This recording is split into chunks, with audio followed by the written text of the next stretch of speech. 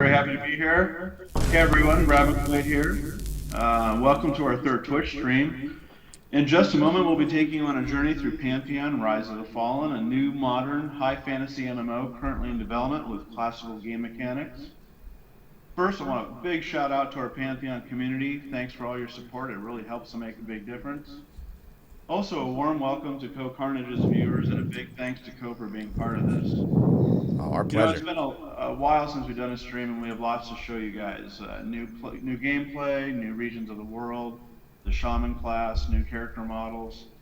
We're extra excited to show you some of the Pantheon's playable races. They're still early on, but it's nice to have them in-game as opposed to placeholders. Keep in mind that we're still in pre-alpha despite the progress we've made.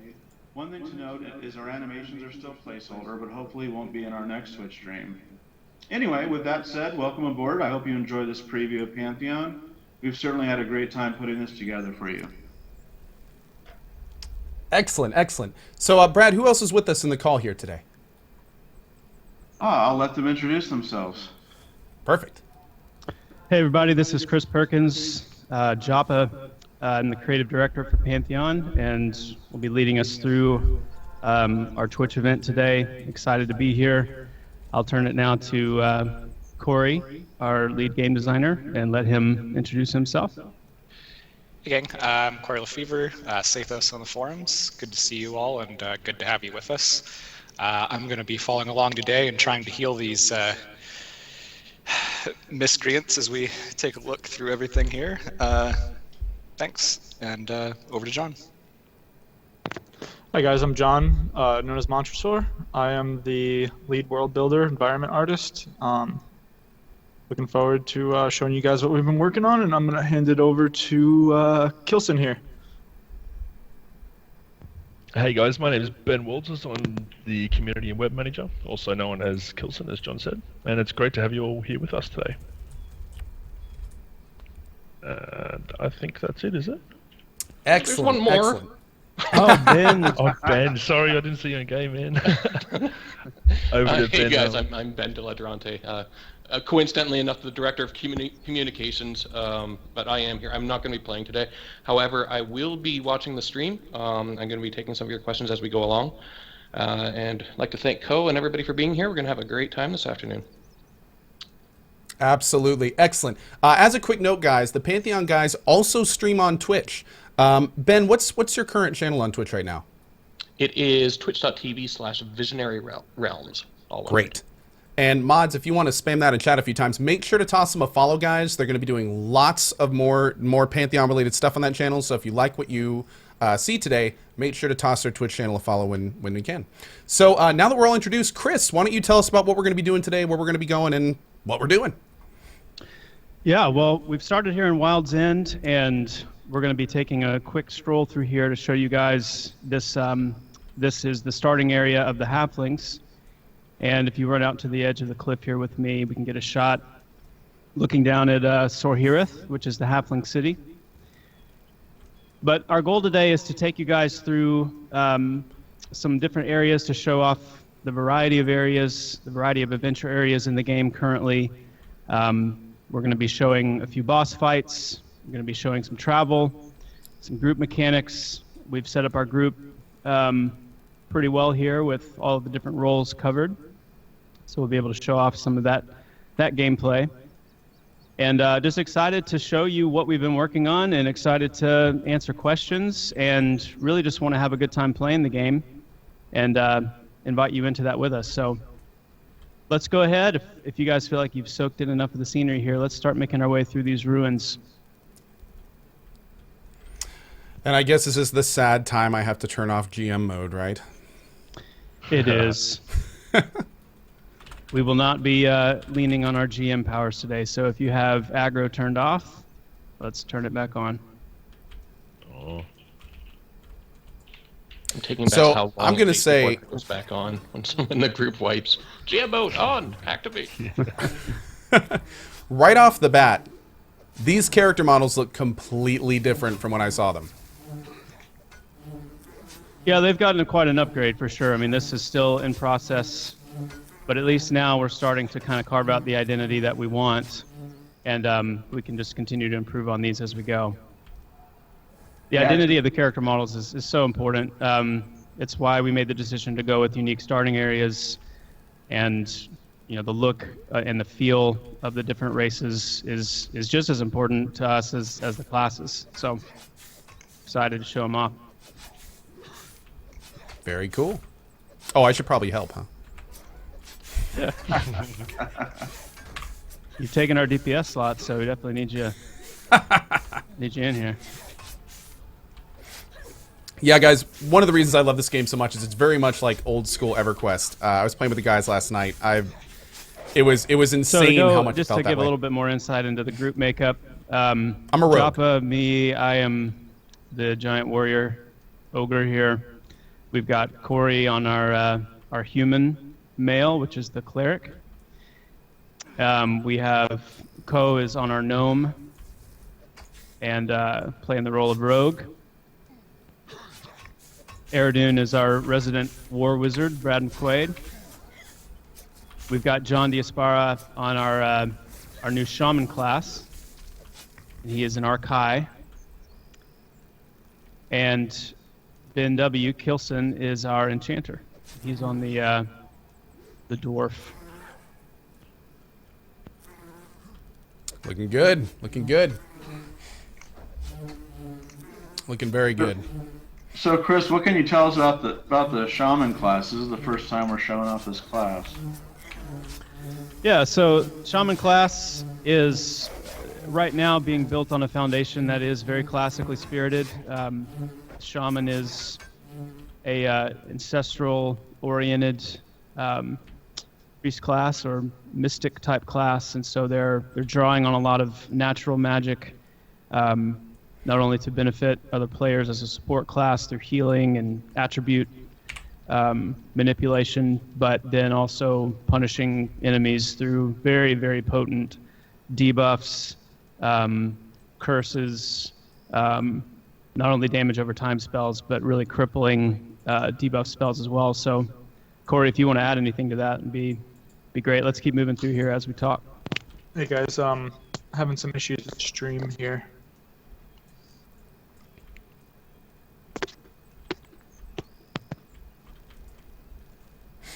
Yeah, you pretty much hit it right. They use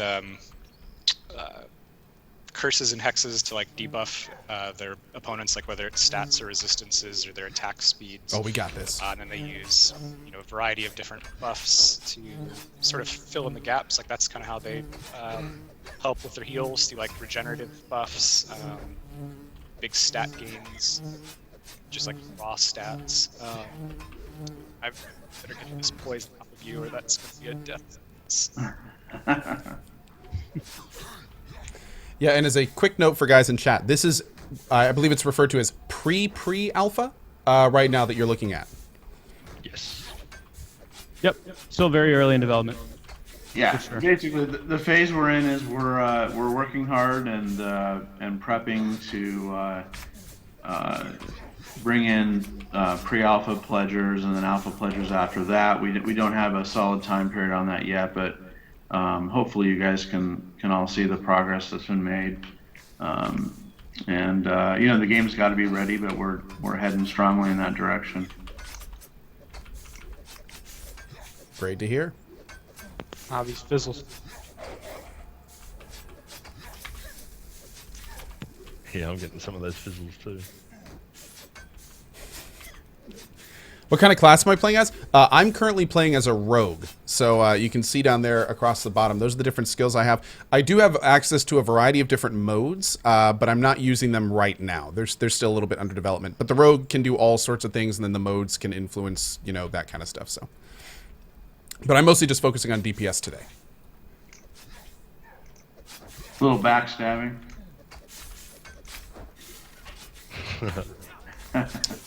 Rogues do it from behind, no problems there. That's right. That's it. One of The our fizzles earlier are streams, real. That backstab was a little bit too overpowered. Let's keep it right where it is. I may or may not be maining a rogue on release, so... I'll be right there with you, man. I like it. How's it looking so far, Lucarkia? Dude, it's looking great, man. They made a lot of man, progress it's like crunch. on this. Oh, he's fleeing. There's some of the new AI we've got in for the mobs. Oh, he didn't get far.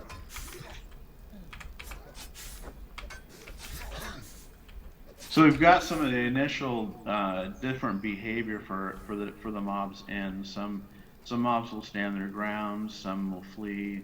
Different behaviors. We got a sneak peek at an actual disposition of a boss mob later on. I won't spoil that too much, but Whoa. definitely making some progress there as well.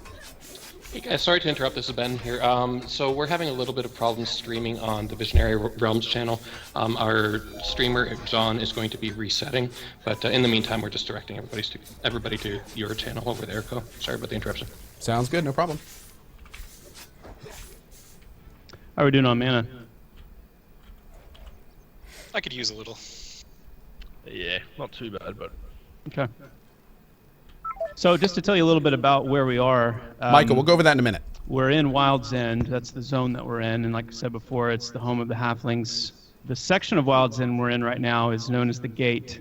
This is an ancient set of ruins that are still occupied, as we can see here, by lots of wildlife, insects. We're going to be getting up into a little bit of one of the temple areas up here where we'll see a few more denizens.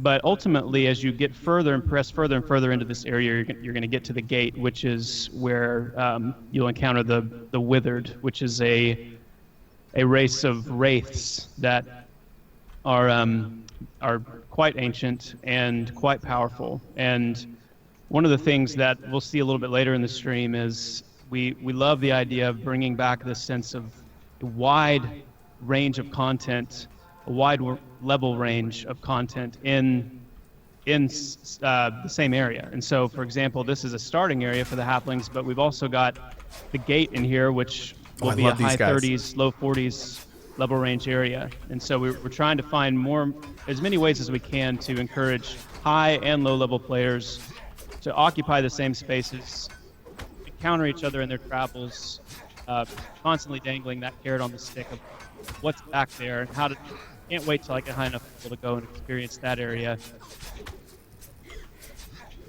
Yeah, I got to admit, some of my favorite memories in EverQuest were camping things in Oasis and on my high 20s, and then there would always be those Necros farming the Spectres in the middle at 45 plus. Yep. And it was such a cool experience being able to not only have them save my ass repeatedly, but to kind of see, endgame players and new players all kind of coexisting in the same area really kind of brings the endgame and mid-game and even beginning game together. It's a great effect. Yeah, that's a really big thing for us, that lower level players see the higher level players, might get a buff or two out of them, interact, but hopefully to be inspired to see the gear that they have on, see what they're doing. And I remember going back to even the first MUDs I played, when I'd see those high level players, I'd be all inspired. It's like, man, one day I'm gonna reach that level and encounter the mobs and the challenges that are there. Could not agree more. When I saw my first rogue using dual short swords of the Akishas, I knew what my life's purpose was at that point. Exactly. It's a big inspiration. It reminds you, hey, this is a game that's meant to be played for months and years. It's not about just rushing through. So. Well, I think we've all been marked by things like that. And that's part of our design paradigm. Is we want to really identify what those things. This guy's mezzed were over that here. really You can marked see us as early MMO players, and then work to bring those back, not in just a one-dimensional way, but really thinking through how can we expand what some of those early marking kind of things were. I have a very similar memory in Kazakh Thul where, I was in my low 20s as a cleric, but there was a level 39 necromancer in there pulling the alligators from the very bottom up into the courtyard, and he had found out a way to single pull them and kill them in there. And so that's 20 level difference, massive spells, fighting things that would kill me in just a couple hits. But seeing that kind of thing going on around me really made the world feel more alive. It made me feel more connected to the other players, and then gave me incentive to keep. And so we're going to be trying to find ways to do that We got another group. every step of the way.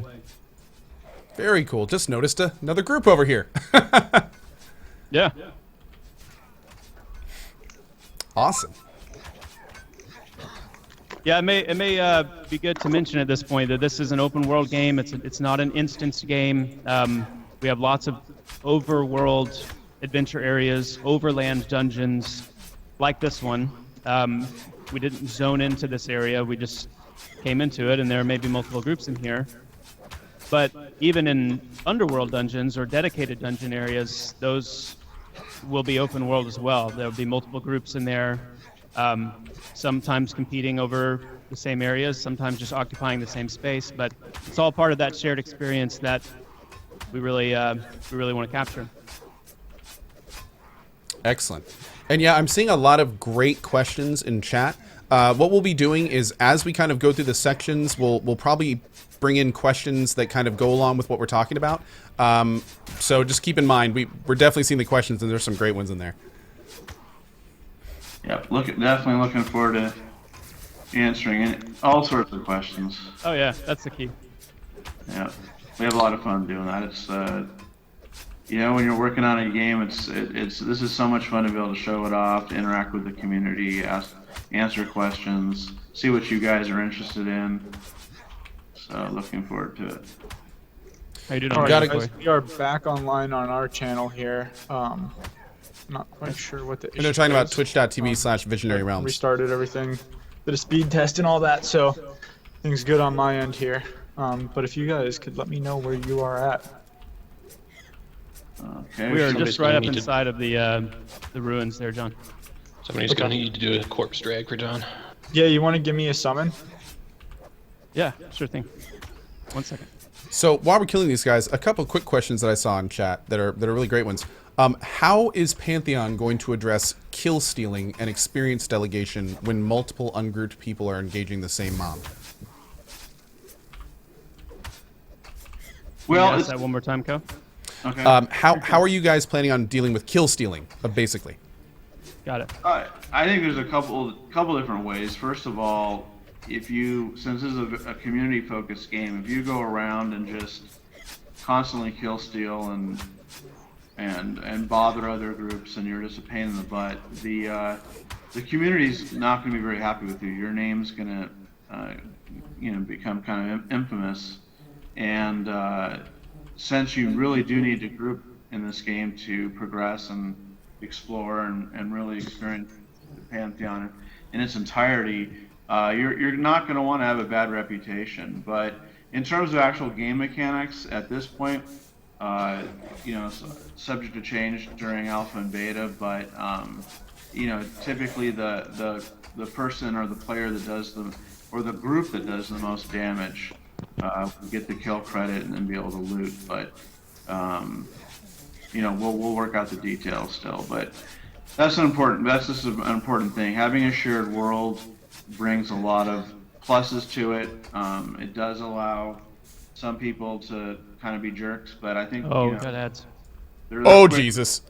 They're quickly going to realize that if they get a bad reputation, it's not going to be nearly as much fun as making friends with other people and working together and having these shared experiences that are so important.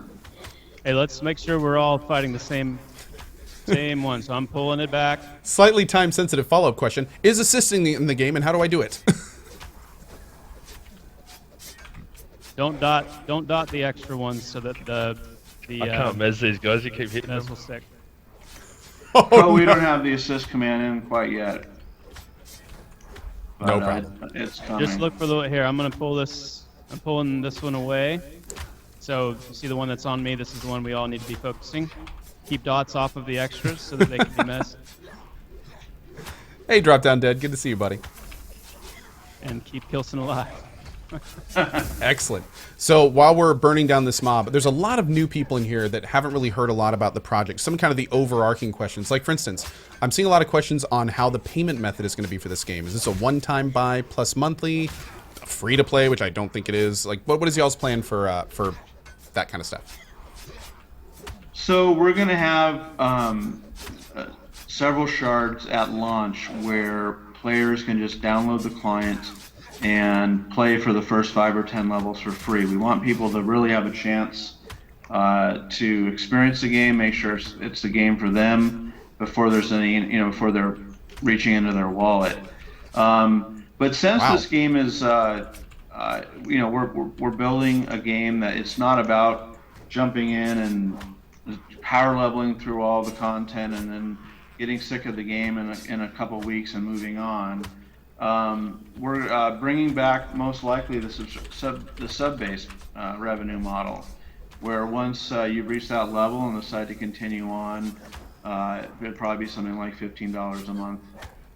That will help us keep the game fresh, make tweaks, make adjustments, as well as support an expansion team. And then there'll be fairly regular expansions. How those will be dealt with isn't set in stone yet. It's probably going to be, DLC, download it for a price, that's the current plan. Definitely, it's not a free to play. It's not about cash shops and how much money you have in real life, or us trying to get as much money out of you as quickly as possible before you get bored. Our job as game developers is to keep you entertained, like I said, for months and even years. Hey, John, let's get your pet off of the one on to your left so that Kilson can mez that one. Uh-oh. Down. Okay.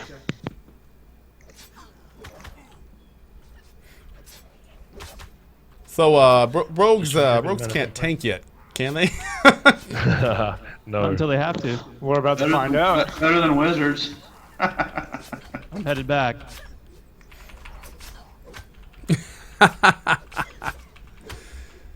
Hey guys, this kind of speaks to the kind of game this is. I mean, this is the kind of game where it's not you don't get your hand held every single level and go from quest hub to quest hub to quest hub until your max level and then have your little theme park attractions to do at the end of this. This is the kind of stuff you're going to see in this game, where if the team is not working together, or if, hell, someone happens to pull an ad through a door without paying attention, who would do such a thing?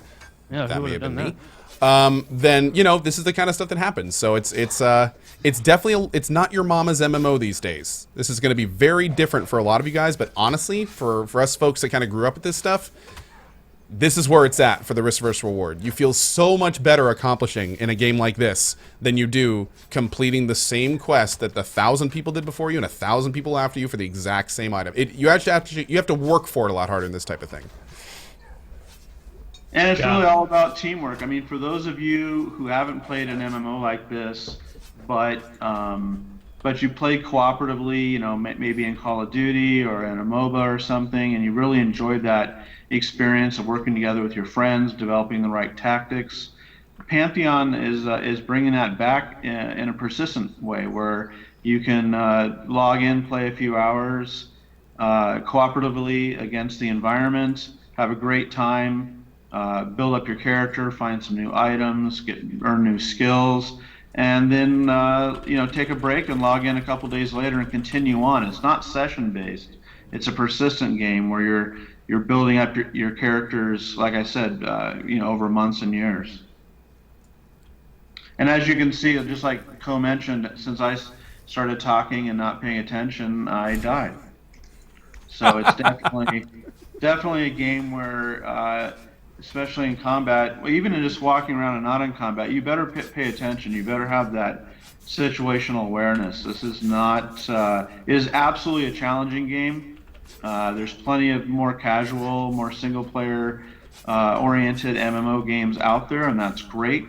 But the audience that we're making this game for are those who want those shared experiences and those that cooperative nature where the tactics and the decisions you make. Yeah, guys, this is pre-alpha. matter. Absolutely. Just saw a couple great questions in chat about this, and this is a great time to talk about it. What happens when you die in this game? So that's a great question. The death penalty. Ultimately, we're going to experiment with the severity of what happens when you die during beta, because we want to tune it for our audience. We want to tune it for the people interested in the game. What we've said thus far is it'll be somewhere in between. Green one. Somewhere in between EverQuest and Vanguard. You'll probably at least have to go back. Not have to go back, but you'll want to go back to your corpse to get experience back that you've lost because you've died. Whether or not some or all of your items will still be on your corpse is undecided. Okay. But the main thing is we need to strike a balance between players respecting the environment, but not being so afraid to adventure out and explore the world. Because adventuring and exploration is so important. So we're just we're gonna play with a couple different tuning knobs there in terms of the severity, and dial it in during beta and make sure that it resonates and works well with our community.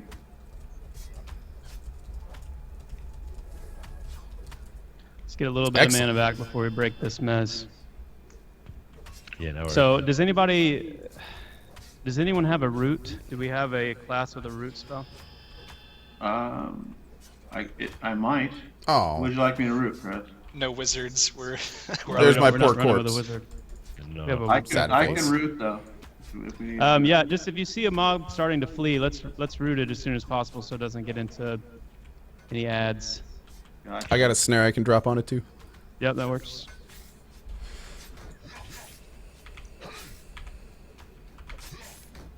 Well, he's not happy with Kilson. No, he is not. Certainly isn't. There we go. Are you guys planning on mechanics for corpse runs or corpse summonings? Yes. Great.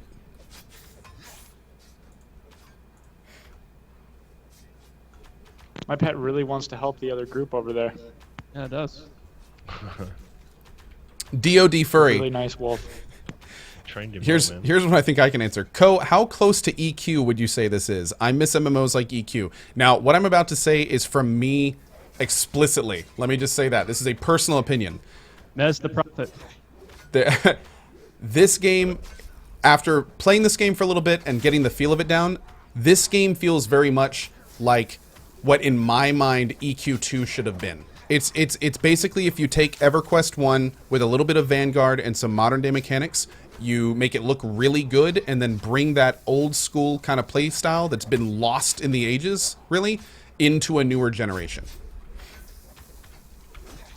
So in my opinion, yes, if you're an old school EQ player, this should be the game that you're looking at right now to emulate that kind of experience. But it's important to mention, it's not EQ1. This is going to be new. It's going to be, and don't get me wrong, by the way, I loved EQ2. That was my biggest rating game, and that was not by any means a rag on EQ2. I just mean in terms of the play style and what you do and how you play the game. It's much more kind of like that, yeah. Let's root that. Yeah, someone broke it. And for those asking if this is a sponsored stream, no. The devs asked me if I'd like to stream this. As someone who's incredibly interested in the product, I said absolutely. But no, this is not a sponsored stream in any way. This is me and the devs showing off the game. It will be very clear if it's a Let's sponsored pull away stream. from that corner because they're going to start respawning here in a second. Actually going to pull it over here. Yeah, I didn't expect us to get in trouble so early on in the stream. Definitely working for it. Get that. Yeah. All right, let's get this guy down, or he's going to keep running and pulling. Stun. Down For him those while of you he's just stunned. tuning in, this is Pantheon: Rise of the Fallen, early development. Mid development. Pre-alpha. This is Wild's End Zone. This is the home of the halflings. Crispy I'm gonna says, can pull you him. explain pre-alpha to chat? Pre-alpha basically means that major mechanics are not in the game yet. It is it's under heavy development. Everything you see could be changed or altered in some way before release. It's It's pre-alpha. It's not even an alpha yet. This is pre-alpha. Yeah. So Great. you'll see lots of changes, improvements, all that kind of stuff. Yeah, and one of the might think it's funny pre-alpha, all that. The reason why we kind of stress the semantics, I think, is because when the game is ready, when we have the content there, when there's enough detail and different mechanics to warrant bringing in our testers, there are quite a few people who have pledged for pre-alpha, who pledged for alpha, who pledged for beta, and again, we're not quite at that point yet. We're getting there every day, but that's kind of why you hear that. So I like what Ben just said, that kind of mid-development. Great. Another reason why we don't say pre-alpha is because our first testing session will be called pre-alpha, so we kind of confuse people by saying pre-alpha just to be annoying. And we love being annoying. Just to confuse people. Speaking of which, are one of you able to res by chance? Not yet, sorry. Res isn't in the Releasing a playback. Seems like We'll get you back here. a glaring omission, but it's the truth. Yeah, Res is coming. All right, let's push into this room. All right. And looks like this I'm a little bit low on corner. mana, Let me but- get mana, please. Yeah, well, I'm trying to get us to where we can get you mana without getting jumped. So let's move in and move to this left corner. So I see that it looks like daytime cycle is already in, yeah? Yes, it is. It's a full day-night cycle. We don't have dynamic weather in yet, but it's coming. So I'm seeing a lot of people ask two questions, and these are both kind of very high-level questions. Feel free to be as detailed or not detailed as you like. The two questions are, what are your plans for PvP? And then, kind of going in that same kind of end-game feel, what is your plan for end-game, especially high-level grouping and rating? So, yeah, that's a great question. First of all, Pantheon is primarily a player versus environment game. It's a cooperative game where you're going up against the mobs, the inhabitants of the world, and actually the environment itself, which we'll kind of show you a little bit later on. That said, we know there's quite a few people out there who really enjoy that extra danger and feel of player versus player, and so Myself included. yeah, including people on I'm the a huge fan. Or yeah, so we're gonna launch with at least one PvP shard, and so that's definitely an important part. Even though our focus, like I said, right now is on the environment, we'll have that shard. As the game grows, there could be variations, different types of rule sets associated with player versus player, and more attention paid to some of the unique game mechanics that can be associated with player versus player. And what was the other question, Ko?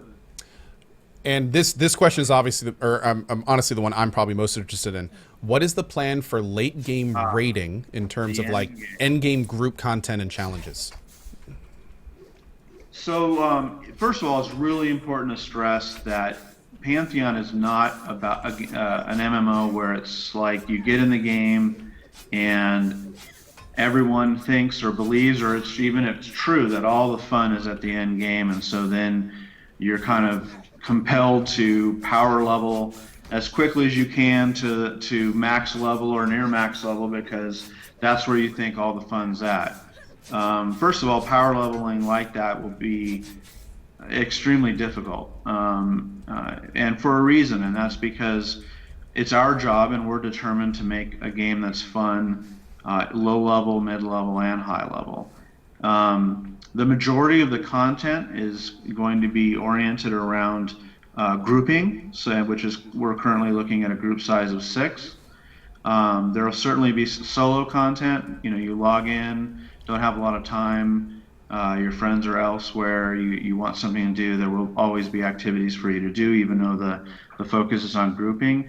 And then you'll start seeing some raid content as well. And I wouldn't even limit the raid content to the end game or the high level game either. One of our challenges and what we think would be pretty cool would be to have some raid content even at the mid level. So, it's our job and our aim and our goal to make a game that's fun and an adventure, and where you're experiencing new things, getting new skills, finding really cool items throughout your experience. And then even after you've reached max level, when you create an alt and try out a different, let's say a different race or a different class, and focus on a different part of the world. So this is a comprehensive, fully featured epic MMO that we're planning here. Very cool. Very cool. Yeah, we'll just add that to do that, to achieve that, there needs to be a lot of horizontal content, content that isn't directly related to advancement in the adventuring sphere alone. It's not just that vertical advancement, but we want to really flesh out more horizontal opportunities for classes. The perception system is a perfect example. Obviously, crafting, harvesting, but dynamic events, dynamic movements, and events that happen in the world that make it a part of your. Just when you log into the game, you're not always thinking about getting that next level, but you're thinking about where you are in the world and what's going on around you in the world and what you might uncover today just by traveling to different areas in a zone or in the game world, and what you can glean from that, specific class rewards, special items, being able to expand and grow your character through those means without always the constant treadmill of leveling.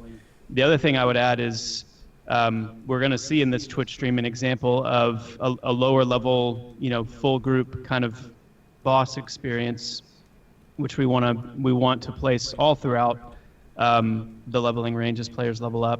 But then we're going to be launching, one of the zones we're going to look at today is a raid zone. We don't want to wait until after launch to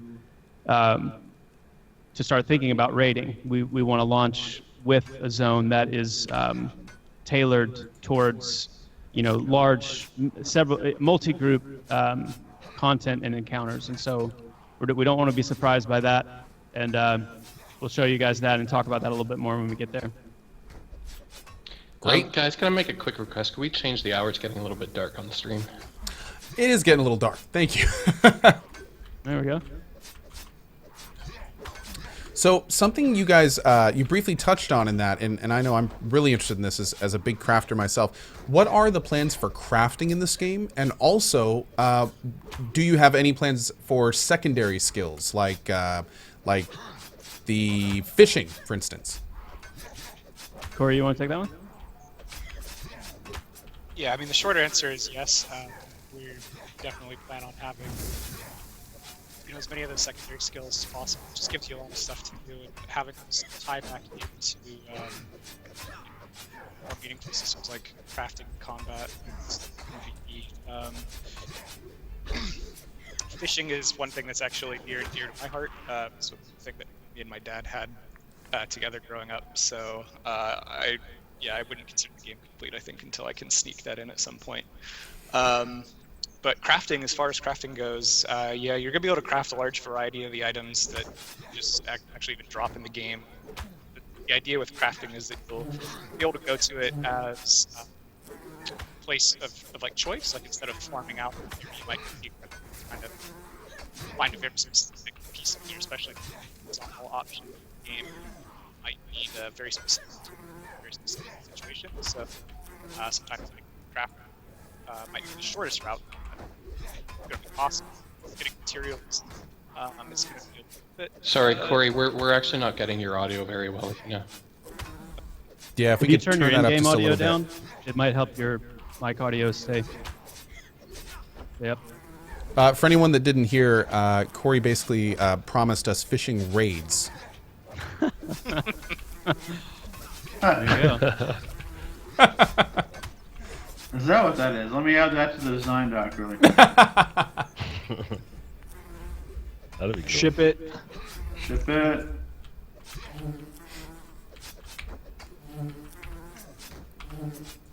Yeah, guys, we're having problems hearing him on this side too. I think he's adjusting his mic right now. But what he basically said is yes, they have extensive plans for crafting, and they're also looking at secondary skills and things of that nature as well. And a big emphasis is going to be on cooperation between adventurers who like to go out and get the loot and crafters, and kind of a symbiotic relationship there.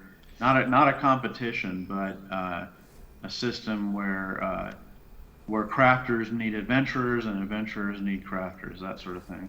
Let's hold up for a minute. Anyway, I need to get some mana. You guys hearing me okay now? Yeah, much better. Yeah. Yep, much better. Much better. Yeah, okay. WB. Thank you. So yeah, basically, crafting is going to be really important because with as many horizontal content paths as we're going to have, you're going to want look at the size of to that see crafters for, oops, got one ad on me there, for some of those very specific situations. Like rather than trying to farm up a specific piece of gear, it might be more beneficial to just go find a crafter who has that recipe. Snick. Yeah, nice. Lupus Cardinal and those asking about lore. We got a full lore rundown when we came in here. My plan, initially at least, is to let people craft most of the items that drop in the game as well. And the place where crafting sort of goes hand in hand with dropped items will be, we might have the option to customize pieces of gear. So most of the items in our game are going to be tradable initially, excepting for a few like class-specific rewards, like epic quest items, that sort of stuff.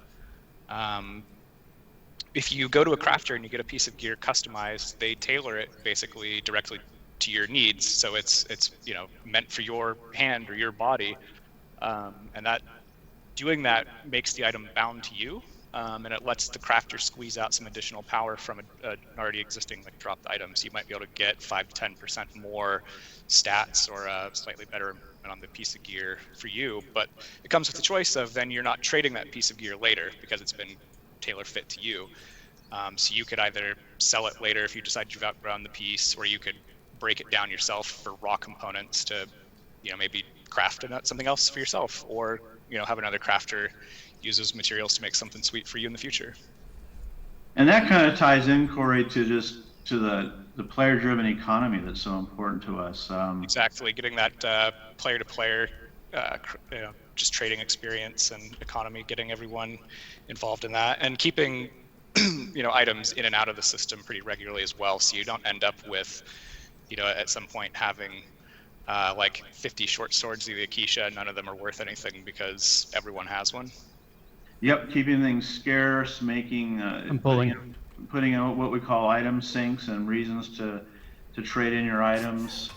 But yeah, like you said, I think it's a big point, and that is most items are going to be tradable. There's not going to be a lot of no drop or bind on equip. Obviously, quest items, specific crafting items are the exception, but this is an open. Not only is this an open world with no instancing, but it's an open economy where we want to see players buy, sell, and trade, and find an exotic item in one end of the world, take it to another end of the world, put some time into moving that item, and then selling it at a profit. So, and that's in-game currency, of course. I'm talking about no real world money, but the platinum, the in-game currency is going to have value. It's going to mean something as will the items.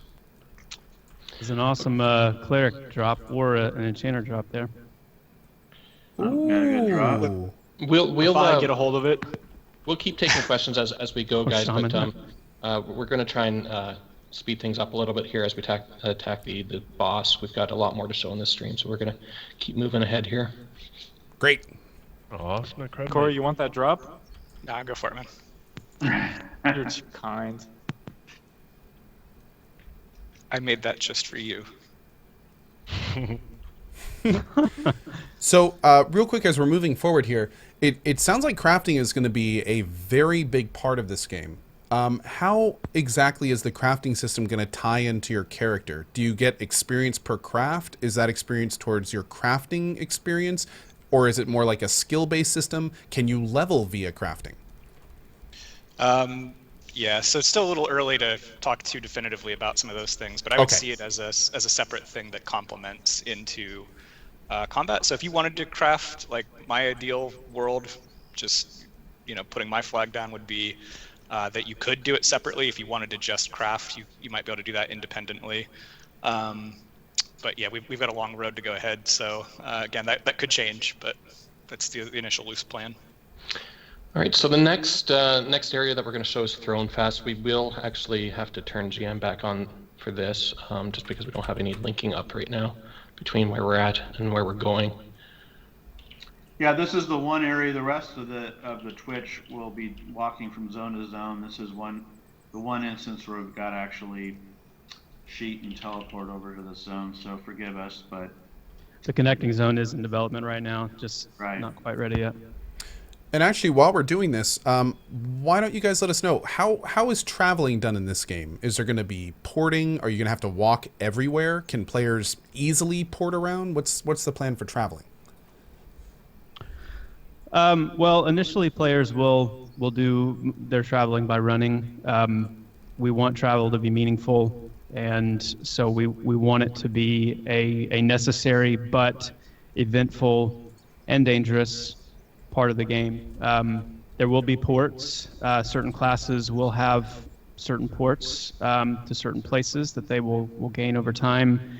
And we want to improve and evolve that system a little bit as well, where there may be certain teleportation spells that classes get just as that class, but then it may be possible for, say, for example, a druid or a wizard to actually, in their travels, find areas in the world they can attune to and create port spells for themselves within a certain limited number to certain locations. So any given wizard may have standard teleportation abilities, but you may find one that has the unique ability to teleport to a certain area that another wizard may not have, and same for a druid, or however we spread those out through the classes. So in addition to that, we'll have most likely have mounts available at the higher levels. Thinking, things like a horse, something like that at a higher level may be possible. Eventually, we'll want to have, seafaring vessels and things like caravans where groups and guilds can travel together. So a lot of details on those things will be forthcoming, but you can expect travel to be an important part of the game. And for example, the zone we're in right now, we just came to, this is Thrown Fast. This is the starting city and starting area for the humans. And you can see the city of Thrown Fast behind us. If we have time at the end of the stream and people are still interested, we can come back and take a closer look at some of these places. But just by look around, just spinning in a 360, you can see, the scope and scale of some of these areas. And there's going to be a lot to explore for sure. But we're going to go ahead and run down this path here towards Avendir's Pass, where we'll make so way cool. to our first dungeon. now, Chris, we've shown Avendir's Pass before, but this isn't the same Avendir's Pass, is it? Well, we're always improving and doing iterations on our zones, and so yes, we've seen Avendir's Pass before in an earlier stream. We'll be running through some familiar areas of that zone, but they've all improved dramatically, and then we'll also be running to some new areas we haven't seen yet as well. So that's the nature of development. We're going to be creating areas and then going back and improving on them and doing detail passes and refinements as we move along. That's exactly what I was hoping you'd say. Yeah. I see our shaman is using a movement speed buff, but he hasn't shared the love with everyone else. So He's not sharing. He's All not right. Will sharing. tip for Sal. Yeah, there you go. Shamans who don't clarity if stop you for got it. buffs. Never run into those before. 5 gold, guys. 5 goals apiece. Oh, come on, that's a bit I've got steep. some crab meat. These spells.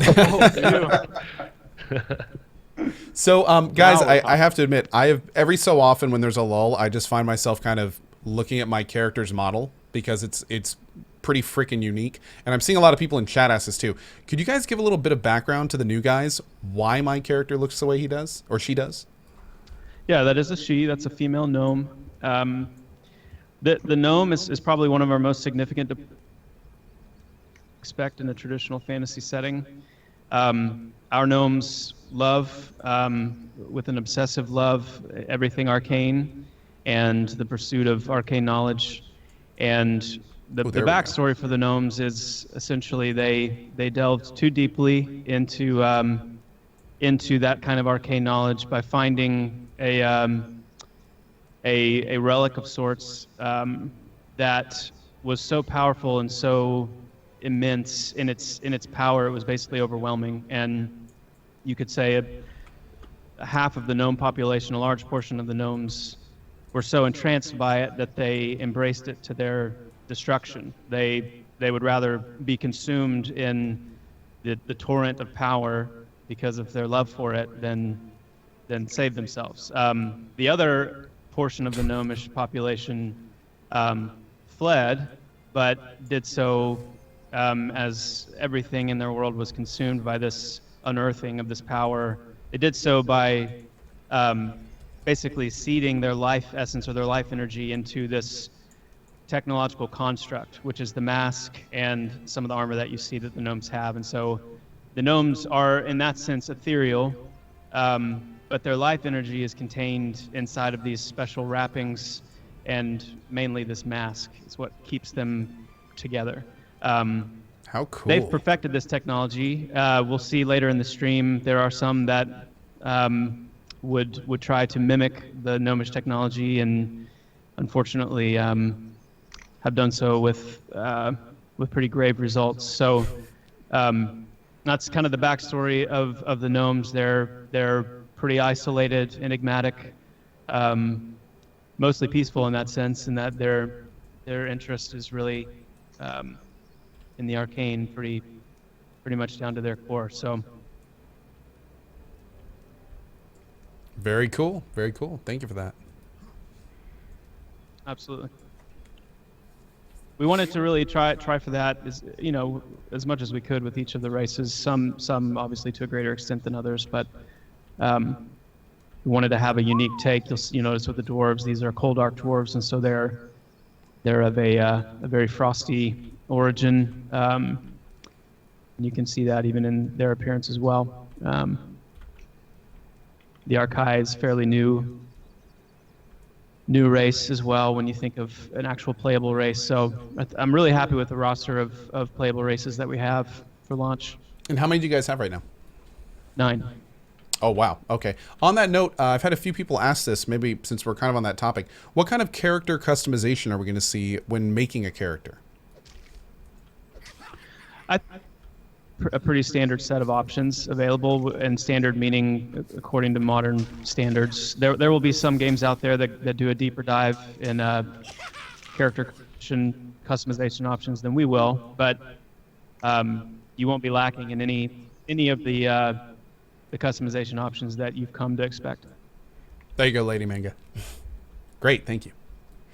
Got a quick question from our channel I saw about factions. So is there going to be factions in KOS and things like that between different races?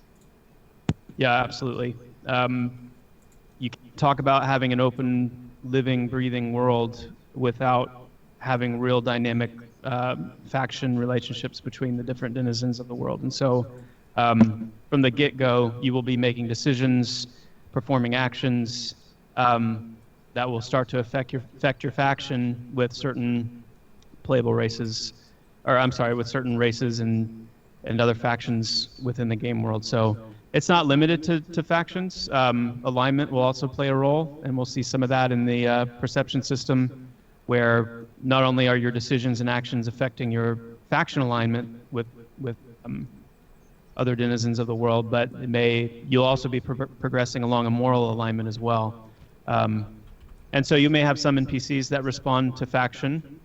You may have some that respond to alignment, and you may have some that respond to both. And so our hopes is that it'll create a pretty deep system of interaction between NPCs and the other denizens of the world as your character takes shape throughout the game. So we're coming across a pretty interesting part right now. Sorry to cut you off there, Chris. We still have a lot to go through, so just kind of need to move forward here. So this is going to be the perception system, which is kind of unique to Pantheon. Well, not kind of, it is unique to Pantheon. Could you I was just about to introduce that. Okay, We've come into a village here, and what a lot of people are wondering about our perception system This is our attempt to design a system that allows for rich quest and story content inside of an open, non-linear game world. We are not using quest hubs and exclamation points and mini-maps with flashing lights to create our quests and our story content. We've designed a system which takes the environment itself and makes it the quest giver in a sense. What that means practically is, as you're running throughout the game world, if you are someone who is pursuing the perception system, if you become a keeper, as we're calling it, you will be able to progress in your ability to perceive certain things in the environment around you using two skills, primarily a passive skill called Insight and an active skill called Investigate. What we're about to see here is, in the midst of Kilson's dance moves, just beyond Kilson, we're going to run down this path, and you're going to see an example where the passive Insight skill is going to alert you to something around you that you can either embrace your intuition or you can disregard it. And in this case, I'm going to ask Ko to embrace his intuition, and we'll get to see some of the very, very early aspects of the perception system in action. So let's go ahead and run.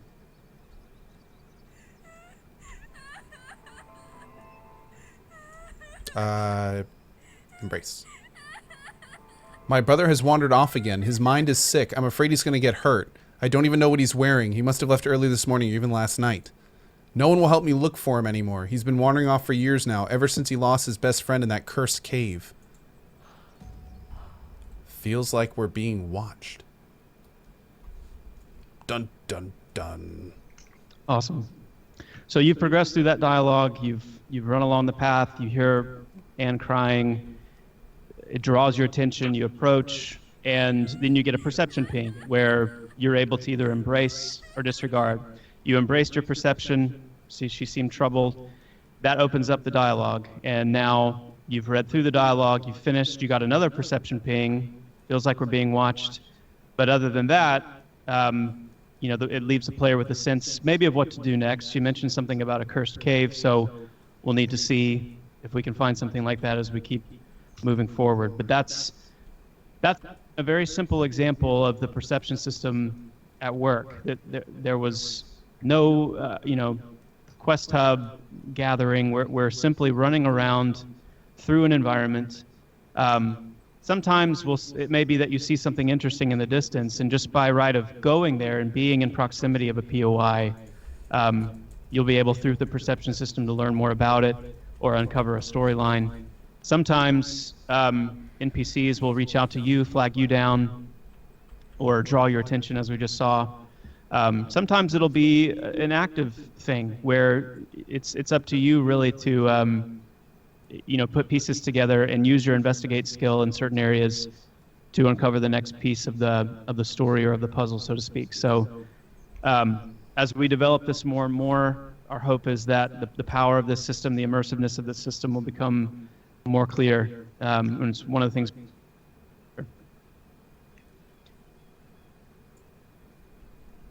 Oh, very cool. So we're going to head back down this path. We're in Avendir's Pass right now. This is the zone connected to the human starting area of Throne Fast. When we get to a few key points here, you'll be able to see just some of the scope again of this zone. And just like with Wild's End, we're mowing through these mobs here. These are very low-level creatures, but we're going to find some pockets of content in this zone that are much higher level, and we really want each of our zones to have a good blend of low and high-level content to keep that low and high-level player contact going. I can't tell you how cool that is. I'm just so used to that assembly line to max level that almost every MMO has been for the last 10 years. It's really cool to think that as a low level, you're just running down the road, and all of a sudden to your left, you see these really decked out high level characters just doing their thing right next to you. Mm-hmm.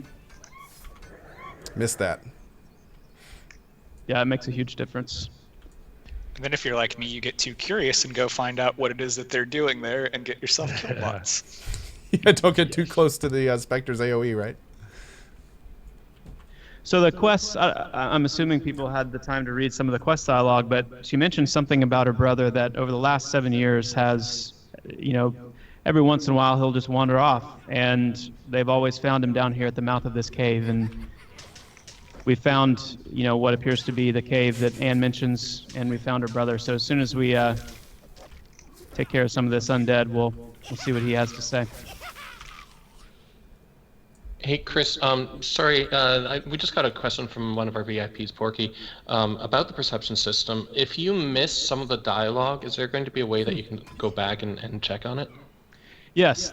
Everyone who becomes a keeper will receive a tome of keeping, and that tome of keeping will be where all of the quest information, the dialogue, some of the keywords, phrases, all of that will be kept for you, so that if you do happen to miss some dialogue or you've read through it too quickly and you can't remember what you read, you'll be able to pull it back up in your tome.